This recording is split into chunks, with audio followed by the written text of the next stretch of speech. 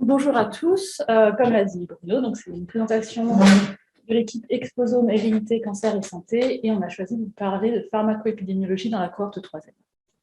Donc en guise d'introduction rapide, juste un petit rappel sur l'un des objectifs de la pharmacoépidémiologie.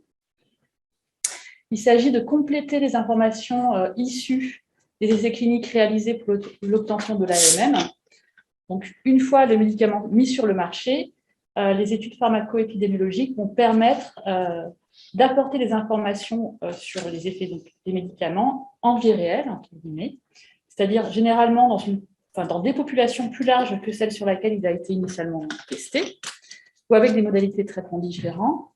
Elles vont également permettre d'identifier des effets indésirables rares qu'on avait pu observer à cause d'effectifs trop faibles dans les essais randomisés, ou alors des effets à long terme.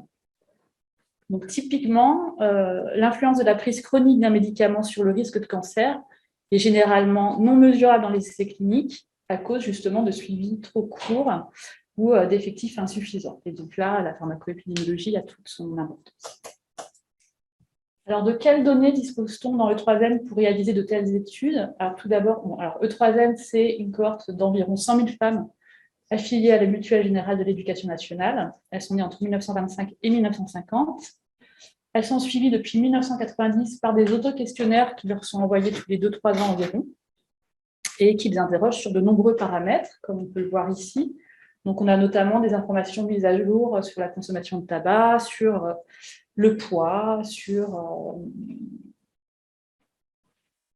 l'alimentation. Et bien sûr, on recueille régulièrement des informations sur les événements de santé qui peuvent survenir, notamment sur le cancer.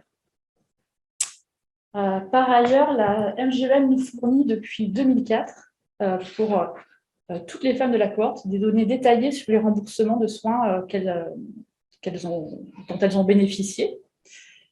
Ces données incluent les remboursements de soins de ville uniquement. Et on a en particulier des données détaillées sur les médicaments et sur les actes de biologie. On a des données un peu plus succinctes, en tout cas jusqu'en 2013, sur les autres actes médicaux qui ont pu leur être remboursés. Alors concrètement, voilà un exemple de ce qu'on a dans les données. Donc là, on a une femme qui est née en 1948 et la base de remboursement de la MGEN nous indique qu'en 2014, elle a eu une radio du pied, donc vraisemblablement suite à une fracture, puisqu'ensuite elle est allée consulter son médecin qui lui a prescrit des médicaments contre l'ostéoporose. Ensuite, elle a eu des dosages de vitamine D, par exemple. Et par ailleurs, via les questionnaires de suivi, on a plein d'autres informations. On sait qu'elle a été ménopausée à 51 ans, qu'elle a eu 2 enfants, qu'elle pèse 57 kilos, qu'elle a des niveaux d'activité physique assez élevés, etc. etc. Donc voilà, alors pour illustrer l'usage que l'on peut faire de ces données en pharmacoépidémiologie, je vais laisser la parole à Manon Kairat, dans un premier temps, qui a utilisé les données de la cohorte 3M dans le cadre de sa thèse qui portait sur inflammation et risque de cancer du sein. Et ensuite, ce sera Marie Al-Ramoun qui viendra parler de la thèse qu'elle effectue actuellement qu'elle est en train de terminer, sur le lien entre médicaments et risque de cancer de la peau.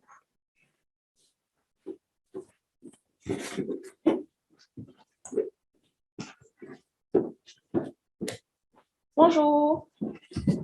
Bonjour à tous. Donc, moi, je suis Manon Kairat et comme vient de vous le dire Agnès, je vais vous présenter une étude qu'on a récemment publiée sur l'utilisation de glucocorticoïdes et risque de cancer du sein dans la cohorte 3e. Donc, très brièvement, pour ceux qui ne connaissent pas, les glucocorticoïdes, c'est une classe de médicaments, dont fait par exemple partie la cortisone, la dexaméthasone et la prénisolone. Et ce sont des médicaments utilisés en cas de maladies rhumatologiques, auto-immunes, allergiques ou respiratoires. Les glucocorticoïdes pourraient avoir un double effet sur la survenue du cancer du sein. D'un côté, ces médicaments pourraient empêcher le développement du cancer du sein en diminuant l'inflammation et les niveaux d'œstrogène. Et de notre côté, ces médicaments pourraient favoriser la progression du cancer du sein en induisant l'immunosuppression et la résistance à l'insuline. Pourtant, il y a très peu d'études sur le sujet, avec une seule étude épidémiologique qui a été publiée. Et cette étude ne montrait pas d'association entre les glucocorticoïdes et le risque de cancer du sein. Mais il est important de savoir que le cancer du sein est une maladie hétérogène et qui inclut plusieurs types de cancers. Mais ces auteurs n'avaient pas l'information pour évaluer les associations en fonction des différents types de cancer du sein. Donc, dans ce contexte, on a voulu évaluer l'impact de l'utilisation des glucocorticoïdes sur le risque de cancer du sein, globalement et par sous-type de cancer du sein dans la cohorte E3N. Pour cette étude, la population d'études inclut environ 62 000 femmes ménopausées durant un suivi de 10 ans et environ 3 000 cancers du sein qui ont été diagnostiqués au cours du suivi. Et pour chacune de ces femmes, on a l'âge au remboursement des médicaments, la molécule, le nombre d'unités et la dose remboursée. C'est-à-dire, par exemple, on peut savoir si elles ont eu un remboursement d'aspirine, le nombre de comprimés par boîte et la dose par comprimé. En ce qui concerne l'exposition, on a pu définir les utilisatrices, les femmes ayant au moins 2 remboursements séparés de moins de 3 mois. Et on a aussi catégorisé l'exposition en fonction du temps depuis la première ou la dernière utilisation, l'âge à la première utilisation et en fonction du durée ou nombre de remboursements cumulés. Pour évaluer les associations entre glucocorticoïdes et risque de cancer du sein, on a utilisé des modèles de Cox, de régression de Cox, et on a ajusté pour les facteurs de risque connus de cancer du sein. Et ce qui est important aussi de savoir, c'est que l'exposition est dépendante du temps, c'est-à-dire qu'une femme est considérée non utilisatrice jusqu'à ce qu'elle ait au moins 2 remboursements espacés de moins de 3 mois. Et à partir de ce deuxième remboursement, elle est considérée comme utilisatrice.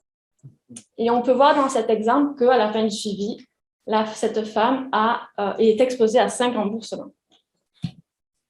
Aussi, l'exposition est décalée de 6 mois, ce qui nous permet de ne pas considérer une exposition qui est très proche du diagnostic de cancer et donc d'exclure des expositions non causales.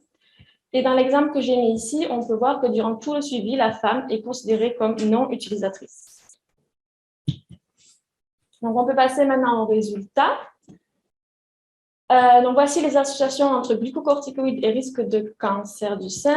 Donc, globalement, on n'a pas retrouvé d'association entre risque de cancer du sein et glucocorticoïdes, mais on a retrouvé une hétérogénéité en fonction de l'invasion du cancer qui montrait une augmentation du risque de cancer in situ, mais une diminution du risque de cancer du sein infiltrant. Parmi les cancers du sein infiltrant, on a retrouvé une diminution du risque de cancer du sein exprimant des récepteurs aux oestrogènes. Et ensuite, on a retrouvé une hétérogénéité en fonction du stade, avec une diminution du risque de stade 1 et 2, mais une augmentation du risque de cancer de stade 3 ou 4. Aussi, on a pu observer que plus le nombre de remboursements était élevé, plus les associations entre glucocorticoïdes et risque de cancer du sein infiltrant étaient diminuées. Donc finalement, nos résultats qui montrent que les glucocorticoïdes sont inversement associés au risque de cancer du sein de stade précoce et oestrogénodépendant sont appuyés par des études de laboratoire qui montrent que ces médicaments freineraient l'apparition de cancer du sein en inhibant l'œstrogène et l'inflammation.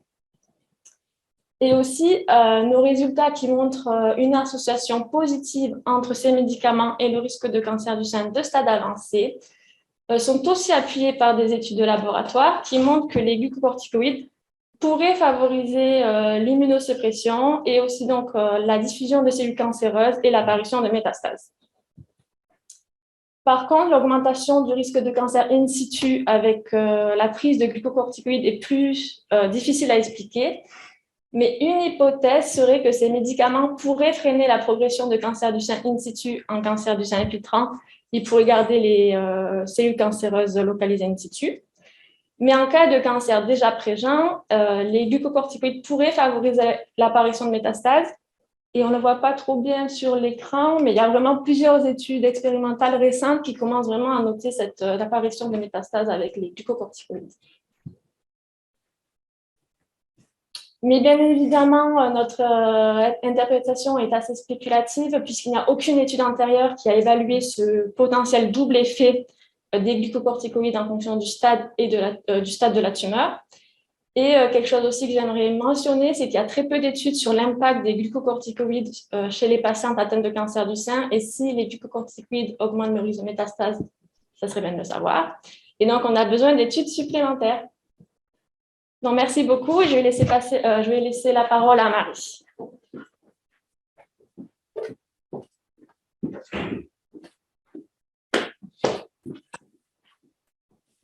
Bonjour à tous. Je vais vous présenter très brièvement notre étude sur les statines et le risque de cancer cutané dans la cohorte 3N, qui a été publiée récemment. Donc, les cancers cutanés, on a 3 types principaux de cancers cutanés qui sont les mélanomes, les carcinomes basocellulaires et les carcinomes spinocellulaires. Le mélanome étant le plus grave car il se métastase, malgré le fait que les carcinomes basocellulaires et les carcinomes spinocellulaires ne sont pas graves.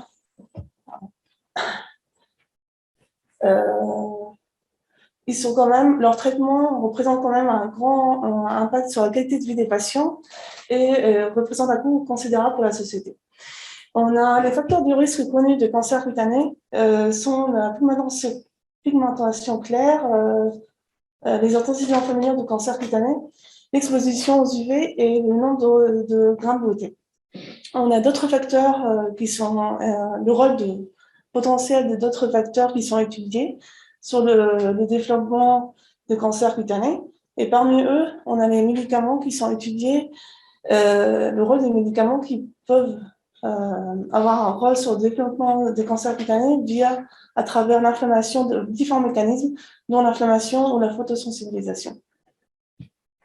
Pour les statines, on a les molécules de statine les plus commercialisées, les plus utilisées, les plus consommées, les simvastatine et la trovastatine. On a d'autres molécules, donc elles sont utilisées dans la prévention primaire et secondaire des maladies cardiovasculaires. Et elles diminuent, c'est des molécules qui diminuent le taux de cholestérol dans le sang. Donc, dans la littérature, on a des études précliniques qui montrent un effet des statines antiprolifératif, antimétastatique et anti-inflammatoire qui pourrait suggérer un effet protecteur vis-à-vis des cancers et notamment des cancers cutanés. On a d'autres études qui montrent un effet photosensibilisant et un effet immunomodulateur des statines qui pourrait, au contraire, suggérer un effet délétère des statines sur les cancers, et dont parmi eux les cancers cutanés.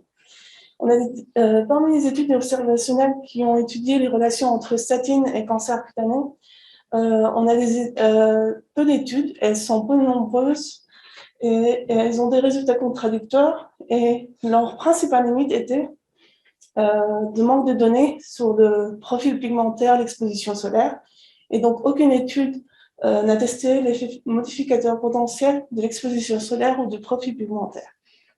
C'est pour cela, comme elle a été présentée tout à l'heure, que la cohorte E3N regroupe des données sur le remboursement de la MGN et on a des données sur l'exposition solaire et le profil pigmentaire. Donc, on a vu l'intérêt d'explorer les associations entre la prise de statine et le risque de cancer cutané dans la cohorte E3N. Donc, pour la population d'études, on avait 62 473 femmes. Le suivi a duré 10 ans, entre 2004 et 2014. On avait diagnostiqué 455 mélanomes, 1741 carcinomes basocellulaires et 268 carcinomes spinocellulaires incidents.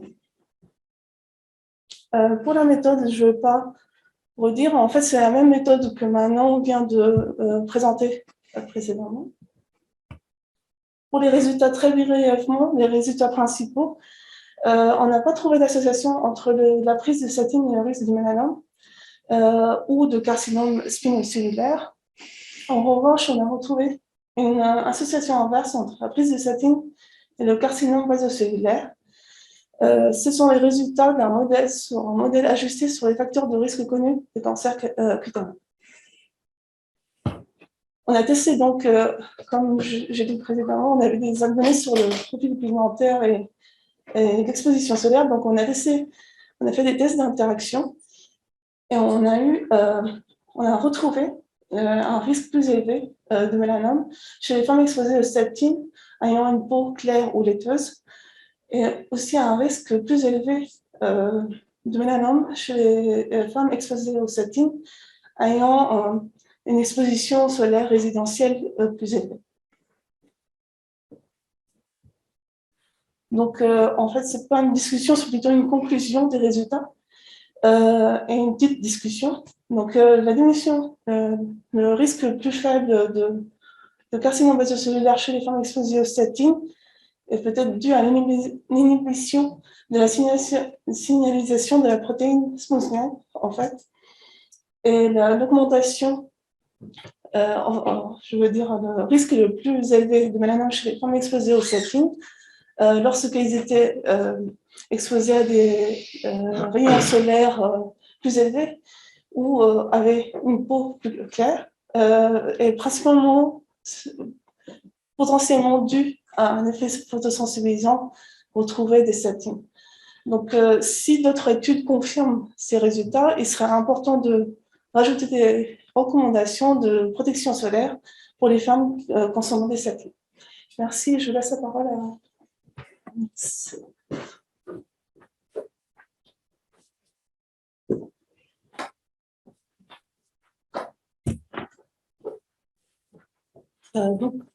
Les travaux de Marie et de Manon montrent bien l'intérêt de disposer de plusieurs sources de données pour réaliser une étude de pharmacoépidémiologie.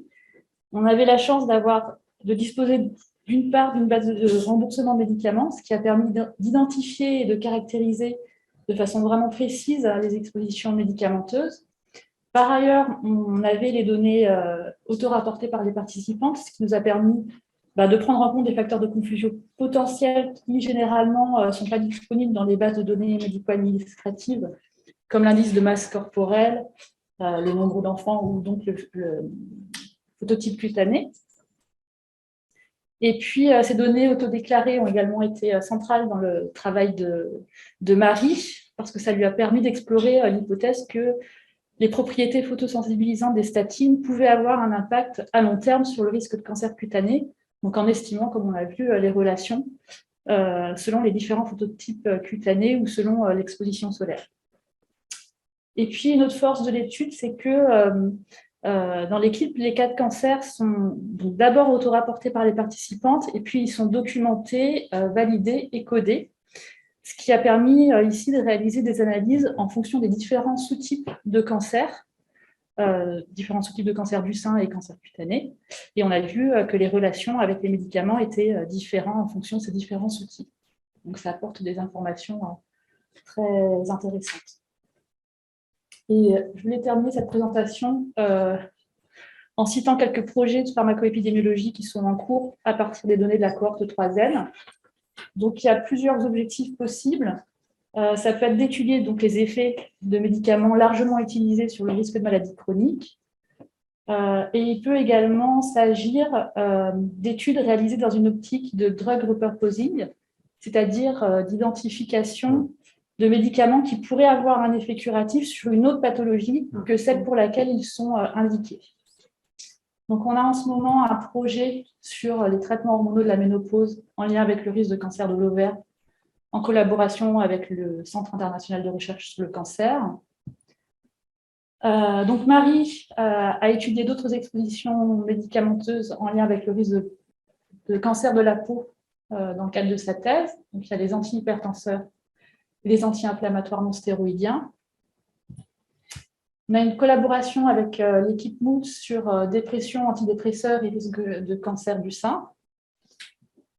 Et puis, il y a un projet donc, de drug repurposing qui est mené par Alexis Elbaz en collaboration avec l'équipe biostatistique en grande dimension et qui vise à identifier des médicaments protecteurs vis-à-vis de la maladie de Parkinson. Alors, ce projet s'appuie en partie seulement sur les données E3Z, mais la plus grande partie s'appuie sur les données du SNDS. Et Émile Courtois va vous en présenter les résultats tout à l'heure. Voilà, je vous remercie.